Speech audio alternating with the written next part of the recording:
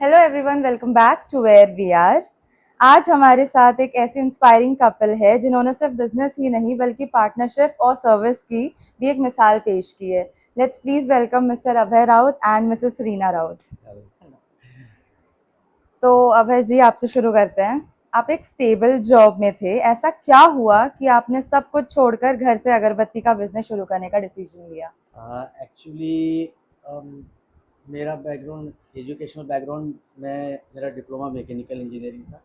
और बचपन से एक ख्वाहिश थी कि मुझे खुद का कुछ करना है। मगर उस वक्त हम बिलोंग्स करते हैं एक मिडिल क्लास से। मिडिल क्लास में प्रॉब्लम बहुत रहते हैं, एक कमाने वाला तीन चार लोग खाने।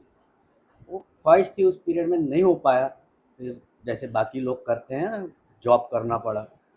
ड्यूरिंग कोविड मेरी मदर लास्ट स्टेज थी कैंसर। तो उस पीरियड में मुझे बार बार छुट्टी लेना पड़ता था और मेरा ड्यूटी आवर्स भी काफ़ी बढ़ गया था। कई बार ऐसा हुआ कि 14 घंटा 16 घंटा 18 घंटा तक मैं काम करते रहता था। उस पीरियड में एक दो दोस्त मिले और जिनका कहना था कि यार, अगर 16 घंटे आप कंपनी में काम कर रहे हो तो आप खुद का क्यों नहीं करते।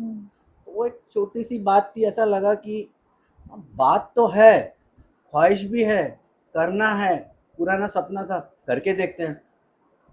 तो वही एक चीज़ थी कि खुद की एबिलिटी पता चल गई थी कि अगर मैं 16 घंटे काम कर सकता हूँ किसी कंपनी में तो खुद के लिए 12 घंटे तो कर ही सकता हूँ।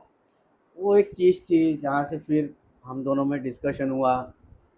और एक्चुअली डिस्कशन में एक दो महीने निकल गए और फिर इसने एक बार मुझे बोल ही दिया कि बोले, जब तक आप वहाँ नहीं छोड़ोगे आप दूसरा नहीं सोच पाओगे। उसके बाद भी बहुत मायने रख दी। वो तो ऐसा जस्ट बोल के चली गई। थोड़ा लगा नहीं, दोनों पे सोचना चाहिए, अपने को करना है। और पहला छोड़ू नहीं, दूसरा कर नहीं सकूँगा, तो छोड़ दिया और बस एक शुरुआत हो गई। बढ़िया। तो रीना जी, जब अभय जी ने जॉब छोड़ने का डिसाइड कर लिया, तो आपका पहला रिएक्शन क्या था? डर लगा था या आपको उन पर पूरा ट्रस्ट था? डरने लगा था। मैंने ही उनको बोली थी कि एक जॉब छोड़ो तभी अपन नया कुछ कर सकते हैं। एक इनका टाइमिंग ऐसा था, सुबह 8:30 बजे गए कि रात को 1:30 क्या 2 क्या 3 बजे तक भी वो आते थे। तो इनको बोली इतना टाइम वहां देने से अच्छा खुद का करेंगे तो प्लस में ही रहेंगे। इसलिए मैंने उनको बोली। सही। उनको फोन भी आया था कि जॉब मत छोड़ो। इनके मैनेजर ने फोन भी किया था मुझे कि ये क्या बोल रहा है, जॉब छोड़ रहा है, तो उसको समझा। मुझे बाईपास तो करके इसको डायरेक्ट फ़ोन किया था, मैं मुझे बोली बाईपास नहीं, करके। उनका डिसीजन हो गया है तो वो छोड़ेंगे ही छोड़ेंगे। तो आज आप सिर्फ अगरबत्ती तक लिमिटेड नहीं है, आप सोप, फिनाइल, डिश वॉश और काफ़ी प्रोडक्ट्स बना रहे हैं। ये जर्नी का टर्निंग पॉइंट क्या है? मतलब अगरबत्ती से ये सब पे कैसे आ गए? अगरबत्ती के पहले भी एक मेरा खुद का बीओपीपी टेप का एक छोटा सा यूनिट मैंने डाला था। हम दोनों मिलके काम करते थे और करते करते ऐसा लगा कि अभी ये भी एक्सपर्ट हो गई है। एक्चुअली इसका बैकग्राउंड डबल ए में बीएड है, ये अलग स्ट्रीम की है, मैं इंजीनियरिंग स्ट्रीम का हूँ। तो साथ में काम करते करते एक दिन ऐसा महसूस हुआ कि हम दोनों ज़ीरो से स्टार्ट किया था, अच्छा स्टेबल हो गया है, लेकिन दो ब्रेन एक ही जगह काम कर रहे हैं। तो क्यों ना अलग अलग कुछ ट्राई किया जाए। उस पीरियड में कोविड की वजह से बहुत लोगों के बिजनेस बंद हो गए थे। तो एक जगह से मुझे एक मेरे फ्रेंड है, उन्होंने ऐसे ही बोला कि यार, मेरी एक अगरबत्ती की मशीन है, बेचना है। चलो अच्छा, सोच ही रहे, ले लेते हैं। उस पीरियड में हमको कुछ भी नॉलेज नहीं था अगरबत्ती का। मैं भगवान को मानता हूँ लेकिन कभी अगरबत्ती में लगाता नहीं हूँ। तो चलो ले लेते हैं। अब वो अगरबत्ती ले ली, मशीन ले ली, लेकिन नॉलेज दोनों में से किसी को नहीं। फिर बनाते गए। यूट्यूब देखो, उस वक्त इंस्टाग्राम का इतना था नहीं, यूट्यूब ही एक मिलता था, वहाँ से कुछ प्रैक्टिकल करते गए। फेल्योर हुए। स्टार्टिंग में थोड़ा बुरा लगता था, बाद में फिर ऐसा लगा कि यार कोई ऐसा मिल जाए कस्टमर जो हम बनाए और डायरेक्ट हमारे पास में कस्टमर हो। तो एक जगह फिर हमें हमारे साथ थोड़ा सा अनहोनी हो गई। जो बायबैक सिस्टम जो रहता है उसमें हम लोग गए और वहाँ पे कुछ ऐसी चीज़ हो गई कि जहाँ से हमको नहीं हो पाया वो बायबैक। अब मशीन आ गई थी, मटेरियल आ गए थे। एक उसके बाद में बीच में एक ऐसी इंसिडेंस हो गया था कि हमारी मशीन अच्छी चलने लगा रही, हम दोनों का हाथ बैठ गया, मैंने मैन पावर रख लिया। फिर पता चला नहीं यार, एक मशीन से अपना काम नहीं होने वाला है, तो और मशीनें लेना चाहिए। लेकिन उस पीरियड में कोविड से जस्ट उभरे थे, फाइनेंस था नहीं। कबाड़ी के पास में गए, देखे उनके पास में मशीनें थी जो कबाड़ी के हिसाब से गई थी। तो मैंने इसके साथ डिस्कस किया कि ये लिया जा सकता है। उसने बोला हाँ, अगर इसके रिपेयरिंग वाले मिल जाए तो लिया जा सकता है। तो जब कबाड़ी वाले के पास में गए तो उसने एक जगह हमें लेके गया, उसको पूछा मशीन कहाँ है? तो बोली ये जो पूरा आपको छोटा सा एक पहाड़ी नुमा था, पूरा भंगार का, तो बोले इसके नीचे है। मैं कैसे, मुझे पता चलेगा? आप बोले भंगार है, किलो के हिसाब से जाता है, हम ऐसे ही इसको मैनेज करते हैं, हम मशीन की तरह ट्रीट नहीं करते हैं उन्हें। फिर मुझे एक जेसीबी वाला हायर करना पड़ा, जेसीबी से ऊपर का पूरा निकालना पड़ा। उसमें से फिर 3 मशीनें बाहर आई, जिसके अंदर पानी था, सांप निकले, बिच्छू निकले। अब वो निकलने के बाद में जब इसने वो मशीनें देखी, ये मशीन चल पाएगी? बिल्कुल चलेगी, किसी ना कोई तो चलाता ही था। तो फिर उनको लाए, हर मशीन में थोड़ा थोड़ा खर्चा किया, वो स्क्रैप की मशीनें उठा के फिर मशीनें आ गई, उसके हिसाब से रॉ मटेरियल आ गया। अब दिक्कत थी हम दोनों को कि मार्केट। तो पहले हम दोनों डोर टू डोर मार्केटिंग करते थे, दुकानों में जा के, ये 2 सैंपल, और वो लोग उन्होंने रख लिया, बेच के देखते हैं। और मेरा यही कहना था कि आप रखो, अगर सेल हुआ तो पैसे दो। पहली बार जब हम लोगों ने मटेरियल दिया तो उसके तीसरे चौथे दिन मुझे फीडबैक लेना था। मैंने जिनको मैंने मटेरियल दिया था उनको फ़ोन किया था, तो उनमें से फ़ोन आया कि भैया आपकी अगरबत्ती नहीं बिक रही है। मैं ये थोड़ा अपसेट हो गई, मैं खुश हुआ, नहीं बिक रही, रीज़न क्या है? उनका कहना था कि इसमें आधी जलती है, बाद में बुझ जाती है। बोला और प्रॉब्लम? बोले इसमें खुशबू नहीं आ रही है, और दूसरा कुछ है वो लेकिन नहीं हो पा रहा है। बोला बहुत बढ़िया। ये मुझे बोल रही है वो मटेरियल वापस कर रहा है, और आप, मतलब बहुत अच्छी अपॉर्चुनिटी मिली है। अब मैं इसको बता नहीं सकता था, मुझे कुछ प्रैक्टिकल करना था। तो पाँचों दुकान से मैंने अपना मटेरियल ला लिया।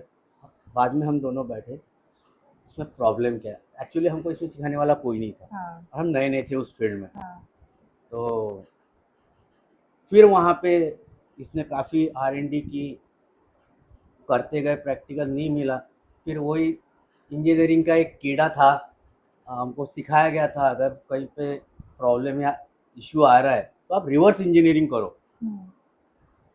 फिर मैंने उसमें रिवर्स इंजीनियरिंग शुरू किया कि ये अगरबत्ती, इसके पहले की प्रोसेस क्या थी, ये थी, इसके पहले की क्या थी, ये थी, ये मिक्सिंग था। अब जहाँ पे मिक्सिंग पे आके अटक गए तो कंपोनेंट अलग अलग आते हैं, उसके रेशो, फिर रेशो चेंज करो। फिर अब कस्टमर के पास में मत जाओ, पहले घर में ट्राई करो। और एक बार ऐसा लगा कि चलो बन गई, फिर मैं डायरेक्ट दुकानदार के पास में आजू बाजू के एरिया में जो अपने करीबी है उनको मैंने दे दिया, आप इसको जलाओ और मुझे बताओ। और वो मेरे लिए एक टर्निंग पॉइंट रहा कि मैंने जिन जिन लोगों को अगरबत्ती दी थी उन्होंने हर किसी ने प्रॉब्लम की लिस्ट बना के मुझे दी। ये थोड़ा सा इसमें आ गई कि इतने प्रॉब्लम हम बना पाएंगे कि नहीं, तब तक 2 महीने 3 महीने निकल चुके थे। ये बहुत अच्छी बात है, अगर इतने क्वेरी आ रही है तो इसका मतलब हमें इतना स्कोप हमारे पास में है, हम इतना आगे जा सकते हैं, इस पर R&D करेंगे। फिर लगभग 1 महीना R&D में गया, मटेरियल कुछ भी सेल नहीं हुआ। थोड़ा सा घर में भी ये हो गए थे कि यार मशीनें आ गई है, मटेरियल आ गया, सेल नहीं हो रहा है, बन रहा है, सेल नहीं हो रहा है। और मैं खुश था, मेरे पास में इतना एरर्स मेरे प्रोडक्ट में निकले हैं, मेरे पास में इतना अभी स्कोप है कि मैं इसको इतना इम्प्रोवाइज़ कर पाऊँ। फिर हम दोनों, सबके घर में खाना वगैरह हो गया, सब सो गए। हम दोनों रात को 11 बजे उठते थे, हमारा लिखा पढ़ी शुरू होता था, और बाद में हम उसके ट्रायल लेते थे। ट्रायल लेने के बाद में फिर वही रिपीट, 2 सैंपल लो, फिर वो लोग बताते थे पहले से बेटर है मगर इसमें थोड़ी गुंजाइश है। अब वो बता नहीं सकते थे कि गुंजाइश क्या है। हम लोगों को थोड़ा आइडिया आ गया था, वो करते गए। फिर लगभग 2 ढाई महीने बाद उन्हीं दुकानदार के पास में मैं गया, इस बार आप रख के देखो मटेरियल। और सबसे इम्पोर्टेंट एक रिक्वेस्ट है कि आप जिस कस्टमर को दोगे उससे सिर्फ फीडबैक ले लेना, तो दुकानदार एक्चुअली उनके पास वक्त नहीं रहता, फिर भी उन्होंने मुझे अच्छा कोऑपरेट किया। तो उनके तरफ से फिर फ़ोन आया एक दुकानदार की तरफ से कि भैया ये जो आपने मटेरियल दिया था और है क्या? बोला और तो नहीं है। बोला क्या हुआ? बोले एक कस्टमर लेके गया था, उसको पसंद आया और उनके रिलेटिव उनके घर आए थे तो वो लेके गए। अब जिस कस्टमर को चाहिए उसके पास में नहीं है।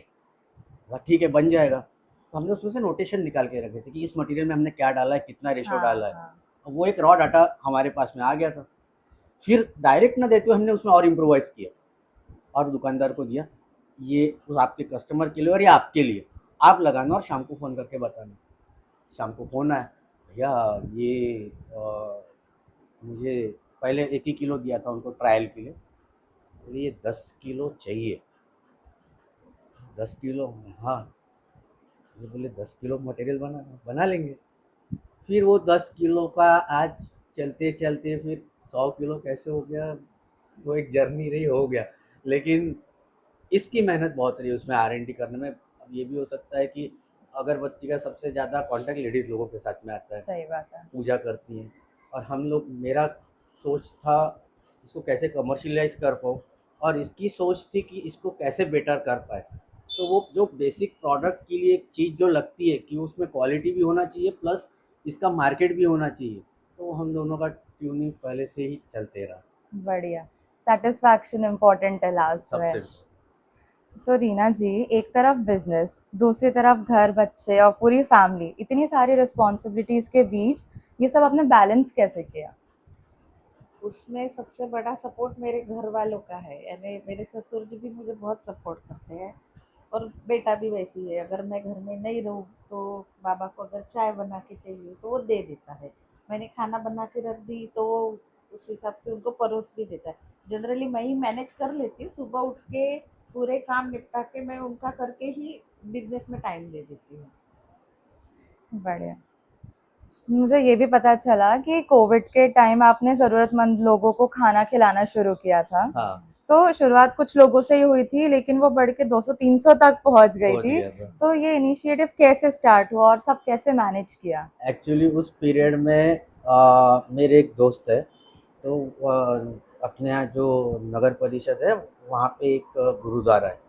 तो वो गुरुद्वारा के लोग लंगर चलाते थे और जितने भी लोग हैं उनके यहाँ खाना पहुँचाते थे।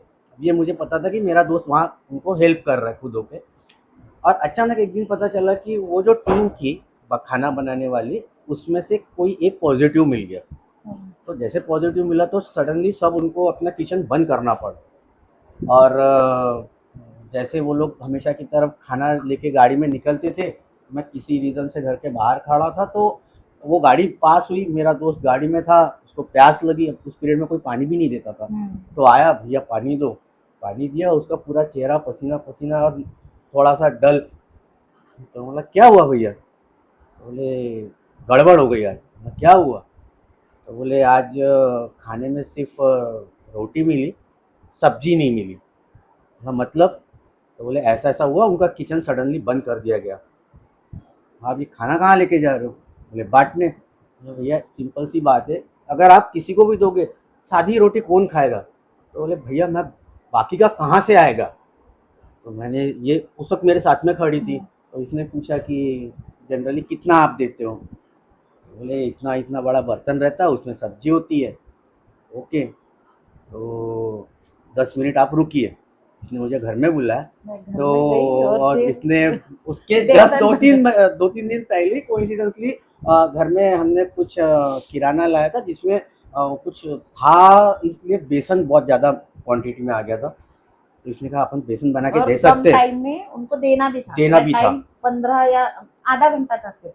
तो बोले इतने कम टाइम में बेसन एक सब्जी की जल्दी बन जल्दी बन जाती है। सकती है। तो फिर मैं उनको बोली आप 10 मिनट रुको, मैं आपको सब्जी बना के उन्हें दे देती हूँ। फिर मैंने बेसन बनाई, जितना बड़ा था बर्तन मेरे यहाँ, उसमें बेसन बनाई और वो भैया को बोली अभी ये लेके जाओ और जिनको जरूरत है पहले उनको दे दो, बाकी अपन बाद में सोचेंगे।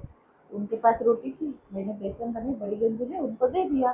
तो वो दे दिए, वो फिर आए शाम को, आज का दिन तो निकल गया। वो सब आज सबको खाना मिला। मैं बोली ठीक है, लेकिन मैं बोले आज का दिन निकला, फिर कल का परसों का, और ये कब तक चलता है लॉकडाउन वो भी पता नहीं। तो हम तीनों ने सोचा एक काम करेंगे, हमारे एरिया में जो लोग हैं तो सब ग्रुप है, तो ग्रुप में सबके नंबर है। मैं बोली एक काम करते अपन रोटी बैंक शुरू कर देते, मैसेज डाल देते ग्रुप में कि जिनसे जितना होता है 2 रोटी, एक जन ने 2 रोटी भी दी तो एक जन का पेट भर जाएगा, सही बात यानी है। एक दिन तो उसका निकल जाएगा। तो मिनिमम 2 या 4 या आपकी इच्छा से आपको जितनी देनी है आप दे सकते हैं, जबरदस्ती नहीं। तो हमने मैसेज डाले, सबको अच्छा लगा, तो 10 में से 7 जन शुरू हो गए। तो किसी को 2 महीने मेरे आंगन में मैं एक डब्बा भर के रख देती थी, और मेरी तरफ से मैं एक पाइली कभी आधा पाइली का मैं बना के मैं 20-25 रोटी मैं डाल देती थी, आजू बाजू वाले कोई 4 कोई 6 ऐसे करके 150 से 200 एक टाइम में मेरे पास में रोटी आ जाती थी सुबह के वक्त। फिर हमने शाम का सोचा, ऐसे कर करके फिर मेरे जो ससुर है उनको भी हमने बताया कि बाबा ऐसे ऐसे हुआ, क्या करने, तो वो तुरंत बाबा बोले एक काम कर, तू पहले गेहूं का आटा लेके आ जा, नहीं तो फिर गेहूं लेके आ जा और वो शुरू कर दे, जब जितना हो सके अपन खुद से करेंगे। तो वो गेहूं का कट्टा बाबा ने शुरुआत की हमारे घर से। फिर वो गेहूं का कट्टा आया, तो कुछ आटा था, मैं मेरी आदत है मैं 15-20 किलो एक बार पिसा के लाती, क्योंकि बार बार होता हाँ। नहीं, तो फिर मुझे महीना भर टेंशन नहीं रहता। तो मैं बोली जो घर में है वो, और आपका ये शुरुआत तो कर देंगे। फिर आजू बाजू वाले जो है वो भी सपोर्टिव है बहुत। उसमें तो एक इंसिडेंस एक यादगार रहा कि जैसे हम लोग खाना बांटते थे तो धीरे धीरे लोग भी बढ़ते गए, क्योंकि जिनके यहाँ जो सोर्स थे वो ख़त्म होते गए। तो किसी के यहाँ सिलेंडर है मगर अनाज नहीं है, और किसी के यहाँ ऐसा होता था कि उनके फैमिली हेड यानी उनके हस्बैंड बाहर जगह लॉकडाउन में फंसे, आए नहीं है, पैसे निकालने एटीएम जा नहीं सकते, पुलिस की गाड़ी घूम रही है। तो उस पीरियड में वो जो फिगर था वो चले गया था 277। यानी मेरे घर में सवेरे 10:30 बजे तक 277 लोगों का खाना सवेरे बनता था, शाम को 7:30 बजे तक 277 का, और दोनों वक्त अलग अलग। अब और उसमें हमने सासू माँ चैलेंज, बेड पे थी और हमारी, मेरी मदर लास्ट स्टेज थी, यानी उन बेड रिडन थी, वो कैंसर हाँ, लास्ट स्टेज था। लेकिन वो भी यानी ऐसा बहुत था कि खुश होते थे क्या कि चलिए कर होगा रहे थे। पता नहीं। तो अब हमें खाना इस तरीके से बनाना था कि लोगों के घर में ओल्ड एज भी लोग हैं, जैसे मेरे घर में मेरे यहाँ बच्चा भी है और ओल्ड एज भी है। तो खाना ऐसा बनाना है कि उसमें ज़्यादा तीखा ना हो, ज़्यादा मसाला ना हो, सब हुआ। और एक दिन ऐसा हो गया कि मेरे घर में अब जितना थोड़ा बहुत आता था सब आता था, और एक दिन ऐसा हो गया कि मेरे ही घर में अब सब खत्म हो गया। टेंशन ये बात का था कि जो लोग, जिनको मालूम है कि मेरी गाड़ी आ रही है, जिनको मैं दे रहा हूँ, वो बेचारे इंतजार कर रहे हैं, आज कैसा करेंगे। यानी बात है सब दोपहर में 12-12:30 बजे की, कैसा हो सकता है। अब हमारी आदत थी, हम हमारे लिए अलग खाना नहीं बनाते थे, उसी में से हम भी खाते थे, क्योंकि अगर मुझे टेस्ट पसंद आई तो एक एवरेज की चलो सामने वाले को भी पसंद आ जाए। तो मैं खाना बांट के वापस आया, आने के बाद में ये थोड़ा सा डिस्प्यूट बैठी, क्या हुआ, तो बोले आज शाम का हमारे पास में कुछ भी नहीं है। जैसे इसने बोला कि आज शाम का हमारे पास में कुछ भी नहीं है, मैं ऊपर से नीचे तक पूरा ये हो गया कि मैं रोज 277 लोगों को खिला रहा हूँ, वो बेचारे मेरे लिए इंतजार कर रहे। अगर उनको पता चला कि आज ये नहीं आने वाले, अब मैं वहाँ जा जाके मुझे भी पता चल गया था, छोटे छोटे बच्चे हैं, बूढ़े हैं जो चल नहीं सकते, पूरा टेंशन में। फिर भी ऐसा एक लगा था कि वो सिक्स सेंस हो ये कुछ जाएगा। हो जाएगा। उसमें बोला ठीक है एक काम कर, पहले मुझे खाना खाने दे, बाद में सोचते हैं। तो लगभग 1:30 बजे की बात है, दोपहर में, गर्मी अच्छी थी, जैसे जस्ट खाना खाने बैठे तो मैंने पहला रोटी का निवाला तोड़ा ही था और गेट पे हॉर्न का बहुत आवाज़ आ रहा था। जनरली इस ड्यूरेशन में कोई हॉर्न नहीं बजा था, और वो भी बड़ी गाड़ी का आवाज़ था। तो मैंने ऐसे ही उठ के देखा तो एक मारुति वैन खड़ी थी, तो वो बार बार हॉर्न बजा रहा था। तो उठ के मैं गया, तो मुझे ऐसा लगा कि बहुत उस पीरियड में बहुत लोग घर में भी आते थे, भैया कुछ होगा तो दे दो। तो मुझे ऐसा लगा कि वो भी शायद बंदा आया, तो भैया बोला सिर्फ 1 मिनट रुकिए, मैं खाना लेके आ रहा हूँ। मैं उसकी बात मैंने सुनी नहीं, मैं घर में आया, थाली उठाया, बोला अंदर आके बैठ जाओ, बैठ के खाना खा लो। तो वो हंसने लगा, मुझे खाना नहीं खाना है बोले। बोला पानी नहीं बोले, अभय राउत, बोला हाँ मैं ही हूँ। तो मुझे पता चला, बोले कि आप यहाँ पे किचन चला रहे हो, लोगों को दे रहे हो, तो मुझे छोटा कंट्रीब्यूशन चाहिए। बोला ठीक है। अब कंट्रीब्यूशन तो दिमाग में यही रहता है, चलो कुछ 10 किलो का आटा देगा या चावल दे देगा। तो उसने फिर उसने अपनी गाड़ी थोड़ी आगे बढ़ाई, डिक्की खोली, और जैसे वो देने गया तो उसने मुझे 10 किलो का पैकेट दे दिया। मैंने लेके आ गया, रख दिया, और मैं खाना खाने जैसे ही बैठने वाला था, फिर उसने आवाज़ दिया, राउत भैया, राउत भैया। बोला हाँ जी, तो ये भी उतारना है? बोला मतलब? पूरी वैन भर के पूरा मटेरियल, वैन भर के तेल के 2 उसने, पीपे, तुअर के दाल के 2 कट्टे, यानी 30-30 मेरे किलो के और आटा, 1 महीना मसाला, निकल सब सके इतना लाया अनाज उन्होंने उसने सामान। मुझे लाके दिया। और जैसे ही उस बंदे ने पीछे का डिक्की लगाया, मैं सामान रख के जैसे ही गया तो उसने सेल्फ मार के वो निकल रहा था। और हम मैं उसके पीछे पहचानते भी दौड़ा, नहीं, दोनों भी नहीं पहचानते थे मैं उसको। उसके पीछे दौड़ा, अरे अरे रुको रुको। तो बहुत आगे तक गया, आगे जाके उसने रुका, खिड़की से मुंडी बाहर निकाल के बोलता है हाँ भैया। तो बोला अरे यार, कम से कम अपना नाम तो बताओ, आप कहाँ से आए हो? तो उसने मुझे एक जवाब दिया जो जिंदगी भर हम दोनों नहीं भूल पाएंगे। इधर आओ। हम दोनों गए, तो बोले आप कितने लोगों को खाना खिलाते हो? बोला अभी तक तो बोला 277 का काउंटिंग है। तो उसमें से कितने लोगों का नाम आपको मालूम है? मुझे बोला एक भी नहीं। तो बोले जब आप खाना खिला रहे हो, आपने किसी को नाम नहीं पूछा, तो मैं कौन होता हूँ बोले अपना नाम बताने वाला? उन्होंने भी नहीं बताया। उन्होंने आखिरी तक अपना नाम नहीं बताया। गाड़ी जाने के बाद में एक स्ट्राइक हुआ, गाड़ी नंबर, पीछे में गाड़ी नंबर नहीं था, प्लेट ही नहीं थी। अब ये किसकी करनी थी, या ऊपर वाला वो आया कि चलो आप कुछ कर रहे हो तो ऊपर वाले ने भेज दिया। लगभग उसके बाद में 1 महीना हमको टेंशन ही नहीं टेंशन ही था। नहीं फिर रहा। और एक इनके ही दोस्त है, सब्जी का इश्यू आया था थोड़ा-सा, तो हाँ, वो सब्जी बोले, नहीं मिल रही थी। सब्जी वाले एक भैया है उनके दोस्त, वो बोले एक काम करना, मैं 7-8 बजे तक पूरी सब्जी बेच देता और जो बची वो पूरी आपकी। वो रोज का रूटीन हो गया था, जैसे बच जाती थी उनका वो दे फोन देते आता थे था, हम हमको। लोग सब्जी ये कलेक्ट करते दोनों थे, जाते थे, सब्जी सब्जी लेके लेके आते आते थे, थे, उसको इनके फिर 2-3 कटिंग दोस्त। करना, सब्जी बघारना। 4 तो बजे मेरे यहाँ बराबर इनके दोस्त और आजू-बाजू वाले भाभी, वो छोटी-छोटी बच्चियाँ जो है, जैसे कि अभी स्कूल तो था ही नहीं, हाँ, आंटी हम भी आटा भिगा के देते, आंटी हम भी रोटी बेल के देते, ऐसे करते मेरे घर में मस्त लोग थे। कोरोना में जैसे वो पुलिस की गाड़ी घूमती थी कि बहुत सारी चप्पलें दिखी मेरे आंगन में, बोले कि इतनी भीड़ कैसी है यहाँ पे, एक जगह पे इतने लोग आ भी नहीं सकते। तो ये गए, फिर इन्होंने बताया ऐसा ऐसा है, तो बोले हाँ हमको पानी चाहिए था, तो फिर इनको ये बोले पानी भी दे दे। और वहाँ पे मेरे यहाँ जैसे पता नहीं अपने आप लोग नाश्ता खाना ला के दे देते थे, ना मैं पहचानती थी ना वो, लेकिन उनको पता था कि यहाँ जो कुछ भी आएगा लोगों के लिए ही जाने वाला है, ये गारंटी थी। तो एक बार ये बोले एक काम कर, तुरंत में उनको नाश्ता भी दे दे, क्योंकि वो भी सुबह से घूमते, सही उनको ना बात। कहीं खाना मिल रहा है ना पानी मिल रहा है। तुरंत में मैंने वो रेडी पोहा था, एक जन ने पैकेट दिया, 5 मिनट में पोहा बना के उनको दे दी। तो वो बोले भी कोई पानी को नहीं पूछ रहा, बोले और आपके यहाँ चाय भी मिल गया, नाश्ता भी मिल गया।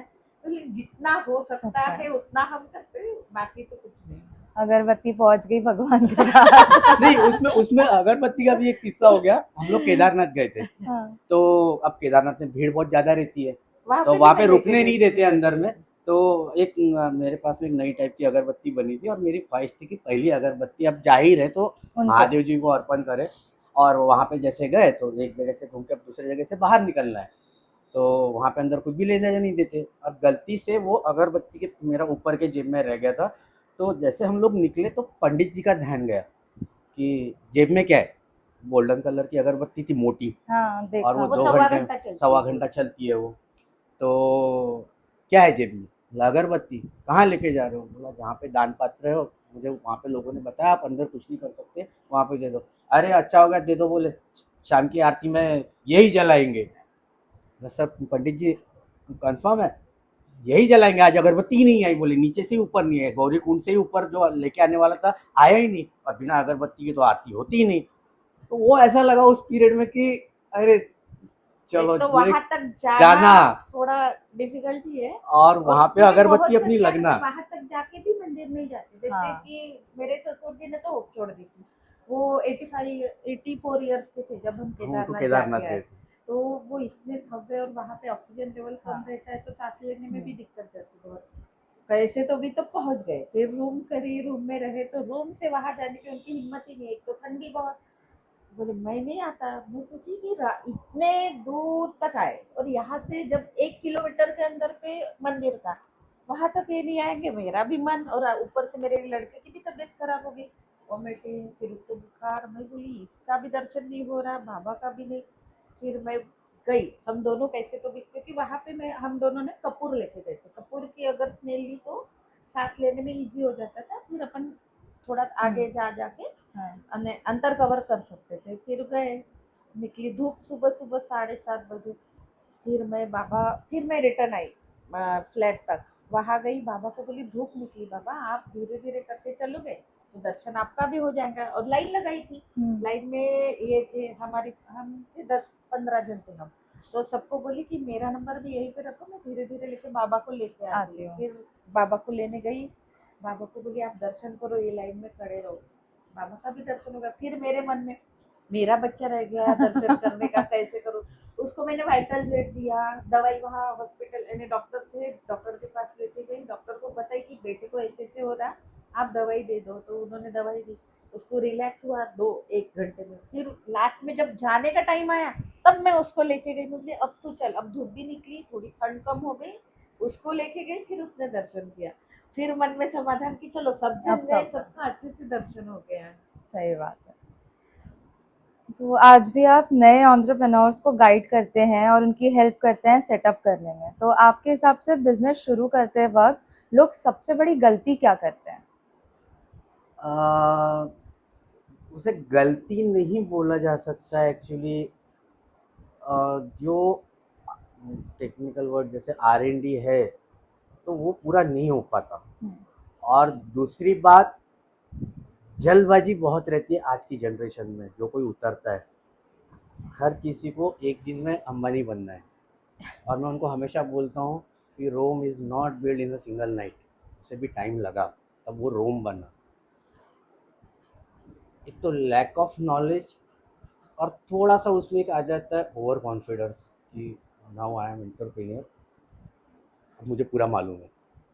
मेरा कहना वही है कि अगर बिजनेस में उतर रहे हो तो एक तो थोड़ा नॉलेज लो, मार्केट का नॉलेज लो। ये नहीं कर सकते कि मुझे क्या आता है, आपको ये ढूंढना है कि मार्केट को क्या चाहिए। अगर वो चीज़ आपके पकड़ में आ गई तो कोई भी किसी को भी बिजनेस करना टफ नहीं है। सेकंड थिंग, आप अपने बिजनेस को 3 साल दो। अगर आप अपने बिजनेस में 3 साल तक अगर टिके रहे, फिर आपको रोकने आगे में कोई नहीं रोक सकता। लेकिन उसके लिए आपको 3 साल देना है एक बिजनेस के लिए, फिर आप बिजनेस बढ़ा सकते हो। यही रीज़न था कि मैंने स्टार्ट किया था एक छोटे से टेप से फिर अगरबत्ती में है। अभी तीसरा और एक वेंचर है एग्रो फील्ड से रिलेटेड, पार्टनरशिप में है।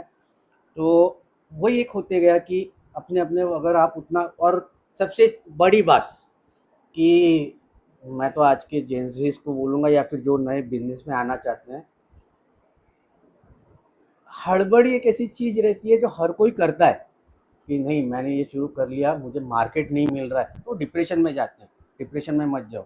और दूसरी बात, जहाँ पे एक गलती भी उनकी ये हो सकती है कि वो स्विच ओवर करते हैं प्रोडक्ट में, तो वो नहीं होना चाहिए। अगर लोग देखते हैं कि सक्सेस और मैं ढूंढता हूँ फेल्योर, इसमें मेरा शायद ये मेरा पर्सनल है, मैं हमेशा ढूंढता हूँ कि मेरे चीज़ में अभी तक फेल्योर क्यों नहीं आया।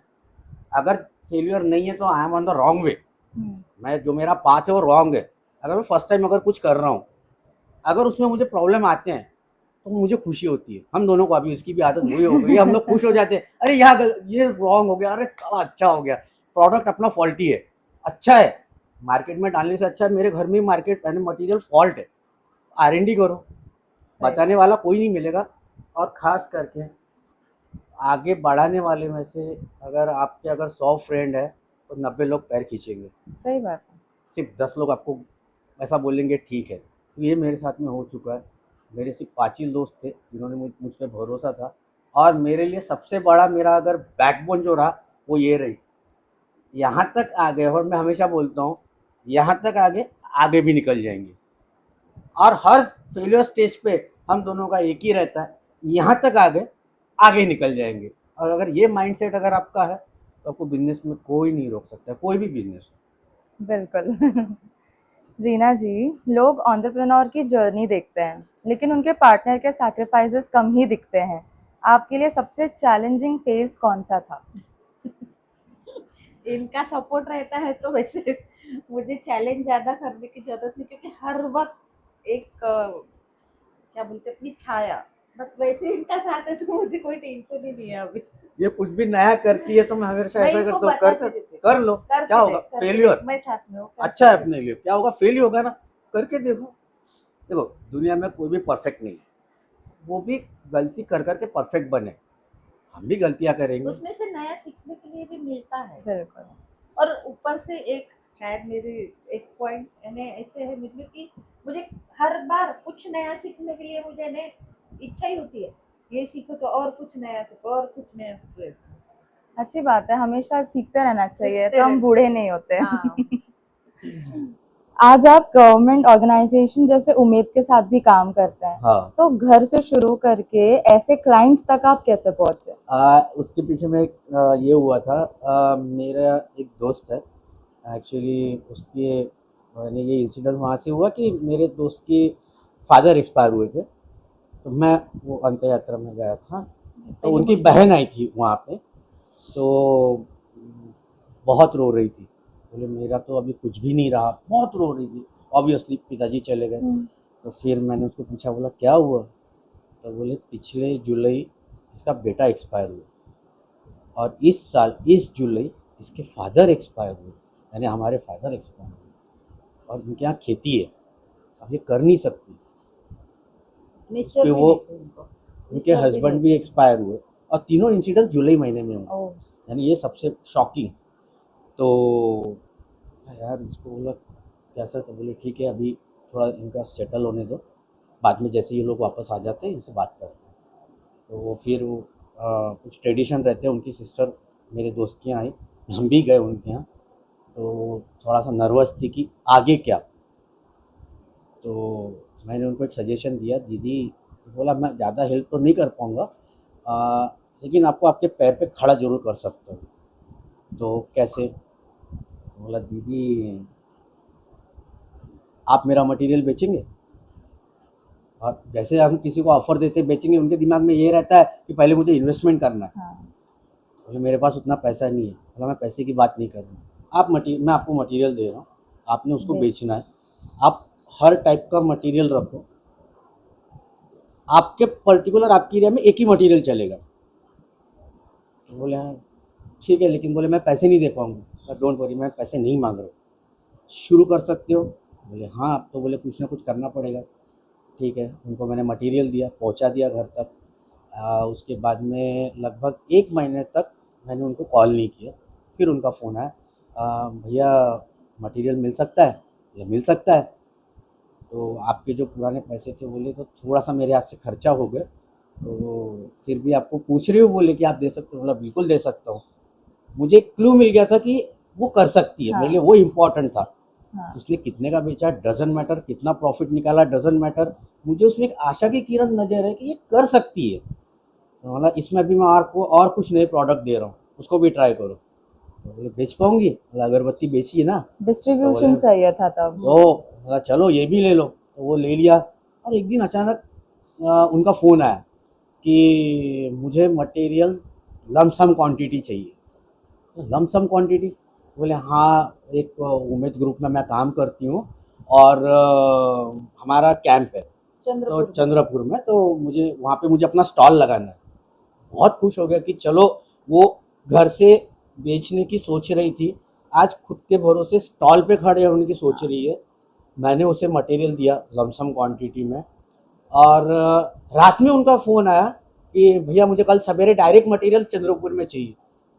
मैंने इतना मटेरियल जो मैं बेचता हूँ, मुझे मालूम था 1 हफ्ते का स्टॉक है, और एक दिन में बोले मेरे पास कल के लिए ओपनिंग कुछ भी नहीं है, कुछ भी करो बेचो। तो इसने भी बात की, तो वो इनको भाभी बोलती है, भाभी बोले आज रात में आपने खाना नहीं खाया चलेगा, आप नहीं सोए खाना चलेगा, मत खाओ, सो भी मत, लेकिन मुझे लेकिन कल मटेरियल 10 बजे चाहिए। मटेरियल चाहिए। ये बात थी रात को 8 बजे की। अब दिमाग ऐसा गोल घूमने लगा, 10 बजे उसके पास पहुंचाना है। मैं बैठा हूँ 150-200 किलोमीटर दूर, वो चंद्रपुर में थी। वो चंद्रपुर में थी, हम नागपुर में थे।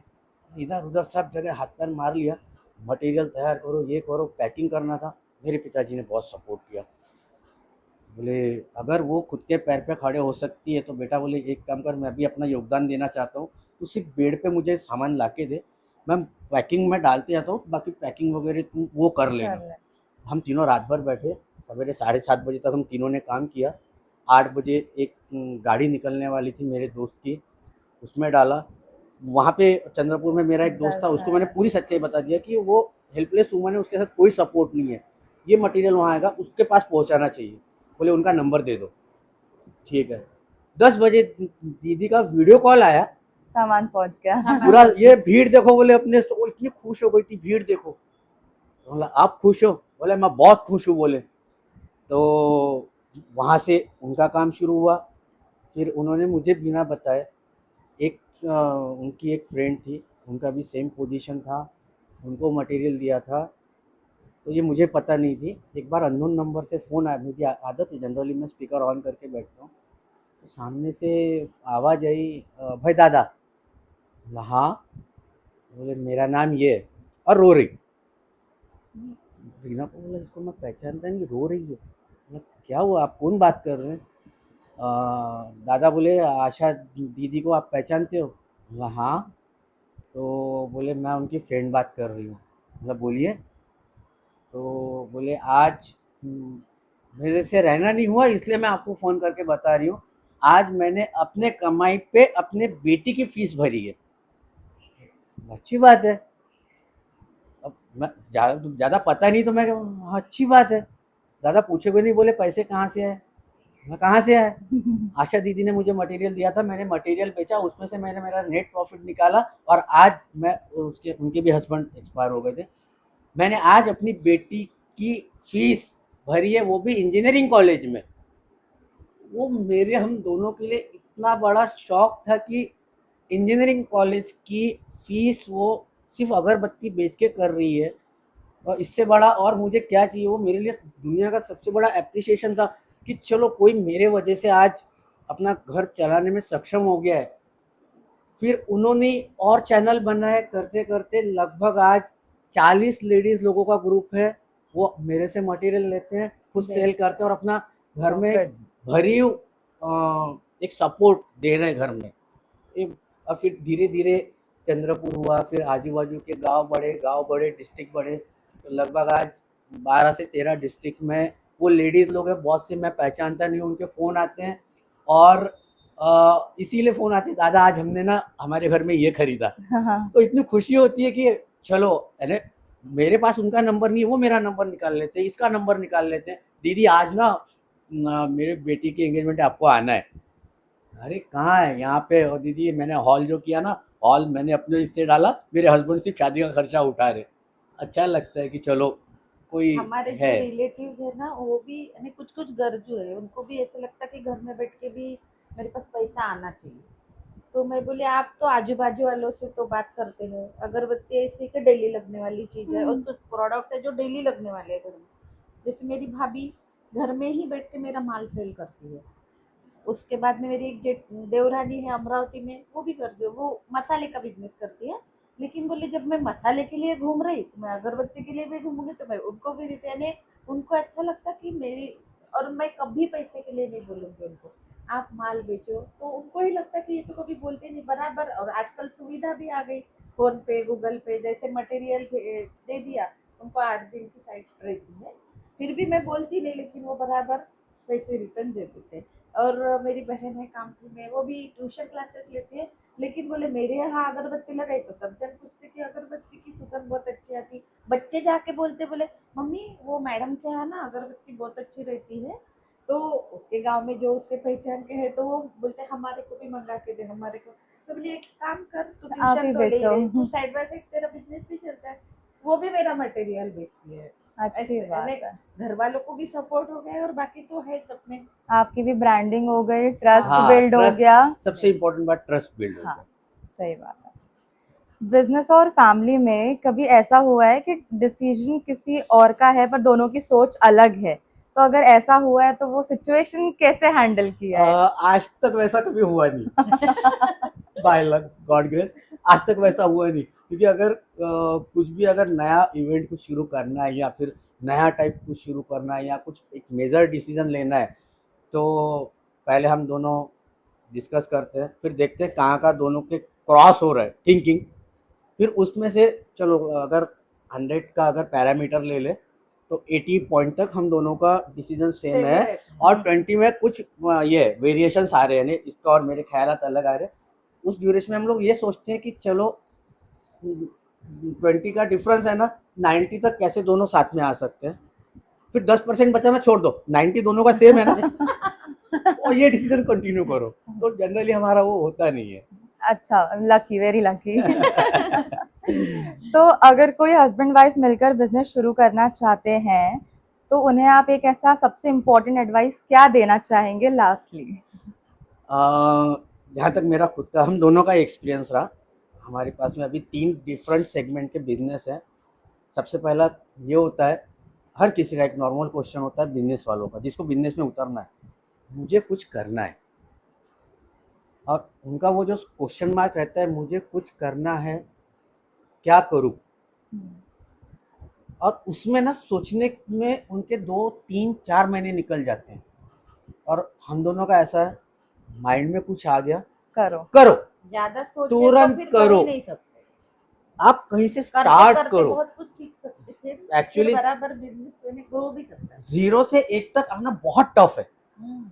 1 से आप 10 पे चले जाओगे, बहुत फास्टली चले जाओगे, लेकिन 0 से निकलना और 1 तक कदम रखना बहुत टफ है। अगर आप सोच रहे हो कि मुझे कुछ करना है, ज़्यादा मत सोचो। जब आप सोचने के बाद आपको जो दिमाग में पहली बार जो आइडिया आया था ना, यार मुझे ये मैं कर सकता हूँ क्या, तो वो फर्स्ट आइडिया जो रहता है ना आपका, वही आपके लिए सबसे इम्पोर्टेंट थिंग है। आप उसी पे काम करो और तुरंत इम्प्लीमेंट करो। अगर थोड़ा उसमें R&D कर लो, उसमें देखो, फिर आपको आगे की राह ऑटोमेटिक निकलती है। आप उतरो तो सही, रास्ते अपने आप बन जाते हैं। बिल्कुल सही बात है। थैंक यू सो मच आपकी स्टोरी हमारे साथ शेयर करने के लिए। We wish all your businesses a continued success. Thank you so much. Thank you.